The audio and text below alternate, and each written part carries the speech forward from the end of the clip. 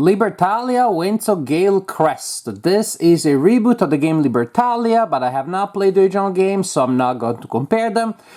This is a game that plays from 1 to 6 players, so it has a solitaire option, an automa you can play against, but I haven't tried that one either because the game is so much one of coalition building, backstabbing, bluffing, reading the opponent, that I just felt that that's the way I want to play. I played it with 3 players and with 5 players, liking it more with 5 than with 3, but 3 is also still good. So it really looks like it's a game that shines with more players because, again, it is a game of intense human interaction. We are pirates, but pirates of the sky. Also, we are anthropomorphic animals. That's what we are in this game. And we're gonna go on different voyages. So each voyage is basically a round. Each round is divided into a number of turns called days. The first voyage lasts 4 days, and as you set up the game, you will place one of these loot tokens on each day space. You have this nice bag and a lot of these like really nice sturdy plastic tokens. So the first day, the first voyage or round lasts 4 days, the second will last 5, the last one will last 6, so the rounds are longer. At the end of each voyage or round, you will convert your doubloons, that we also call space pirates. Space pirates? That doesn't make any sense. I meant pirate dollars. So you will convert your pirate dollars into victory points. You will discard your pirate dollars, and at the end of the third voyage or third round, the player with the most points, that means the player that acquired the most money during the game, wins the game, because we're pirates and money is important. We enjoy that. This is a game basically of simultaneous action selection. Each player has an identical deck of 40 cards with different characters numbered from 1 to 40, and each character has a really nice unique piece of art attached to it, all different, again, anthropomorphic animals, and each has a unique or multiple effects. Some with that symbol there, the sun, and these effects result during the day phase. We'll see what that means. Some during the night phase. We'll see what that means. There's also a dusk phase.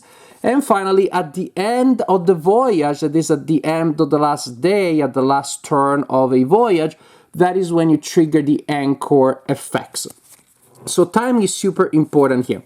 So one player should shuffle the deck, so it's all messed up, but it's good if the other players keep their deck in order, because then the player with the messed up deck will draw 6 random cards, like I'm doing here, and will announce the numbers to the other players. This way the other players will look for the same cards from the deck, meaning that the hand of cards that everybody has at the beginning of the game is exactly the same, but is randomly determined. So, for example, this is the hand that we have for the first voyage or round.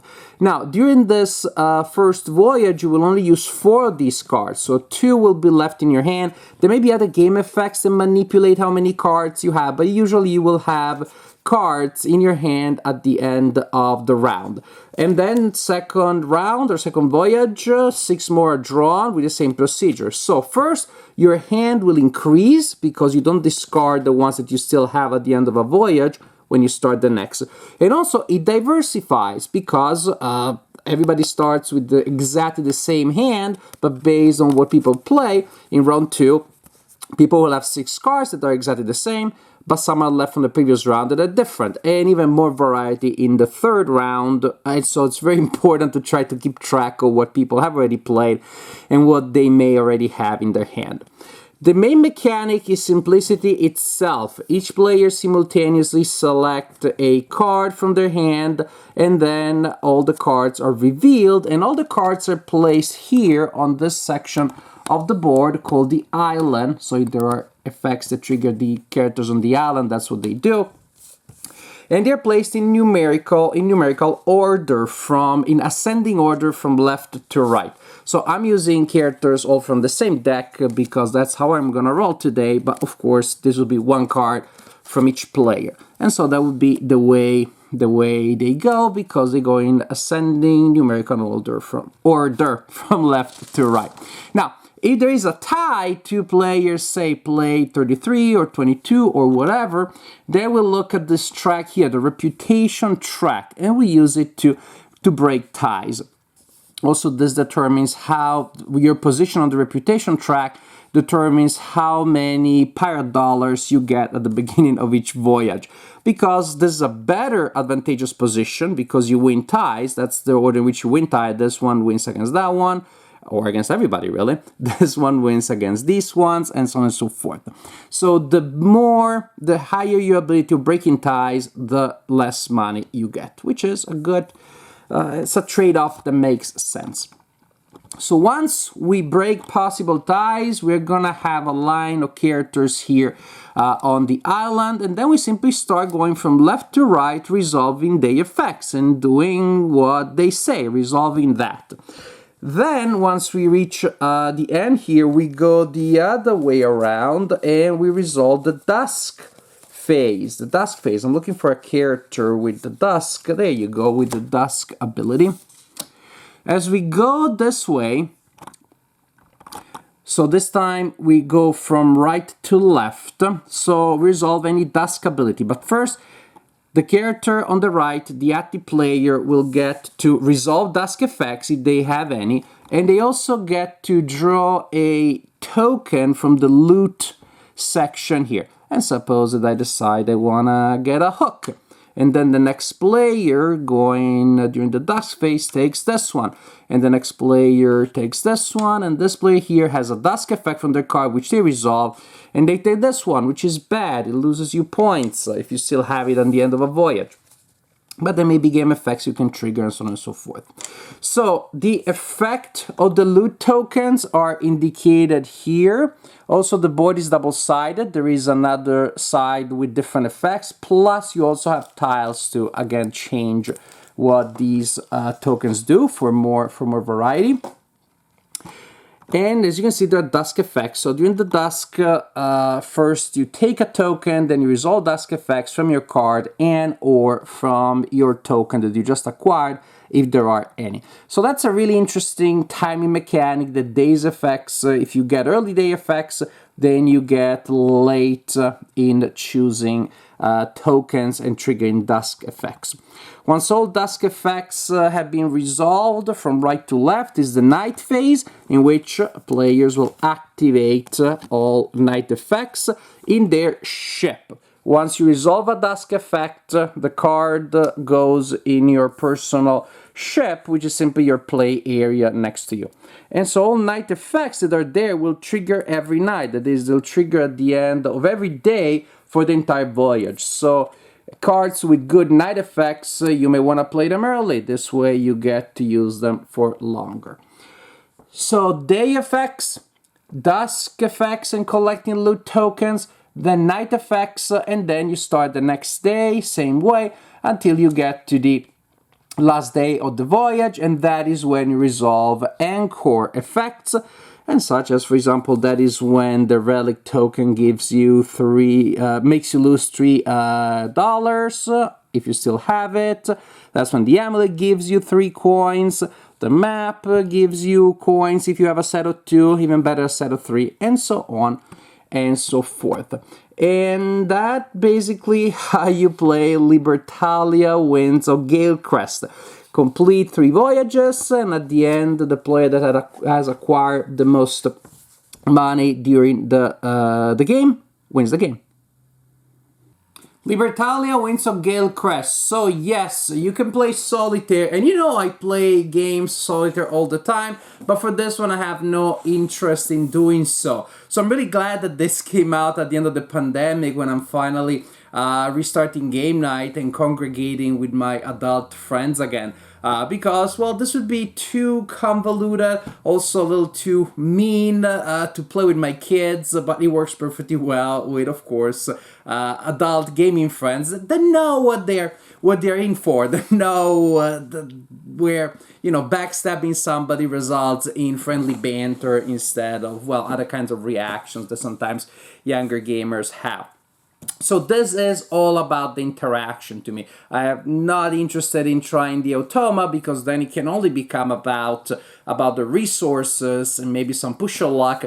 But when I play with humans, then it becomes about coalition building and hey, that player is a little bit ahead. What if you do this and I do that and maybe we do this other thing together? And then I don't really follow up on my part of the deal because we are pirates and so we are devious. But then my other friend also backstabs me. So it's all good and fun. But to me, really, guessing what other people are trying to do, bluffing, trying to make deals and lying about it, it's really what makes this game spark and be so much fun. From the strict mechanical point of view, of course, the effects are very interesting and it's definitely really fun to try to figure out the timing. Because if this card is still where I want it to be by the time the effect triggers, it's going to be great. But is it? And so again, on one hand, you have this almost cerebral way in which the cards may interact. Yeah, you may optimize the heck out of your hand, but it only matters up to a certain point because of the unknown elements that will be brought by other players, by what they're gonna do, etc., etc., etc. So it has a really nice balance between, I would say, almost Eurogamey mechanics that have to do with optimizing the effects, resource management, hand management, set collection, and on the other hand, the beautiful messiness that is brought to the experience by human agents. So you have a really nice connections here between a Eurogame and almost a party game. And sometimes when you put together two things that are so different, it just doesn't work. You get the worst of both worlds, but not here. The two elements work really, really, really well. It is just a pure joy. Such a fun game to play.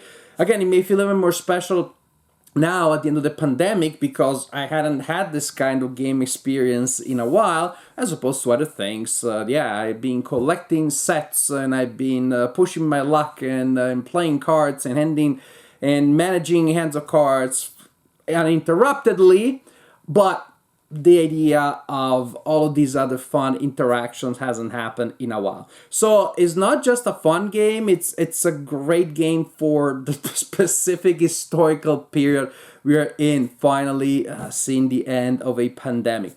The production is really, really good. Everything looks great. Material components, cardboards are thick. The art is amazing.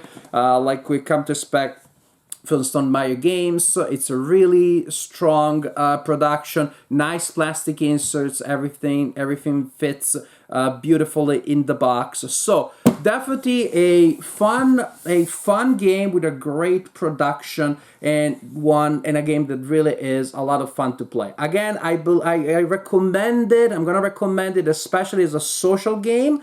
But hey, if you played it 2 players and turns out that you enjoyed it that way, let me know. I'd be curious to know. But to me, 4, 5, 6 players is probably where the game is gonna be the most fun.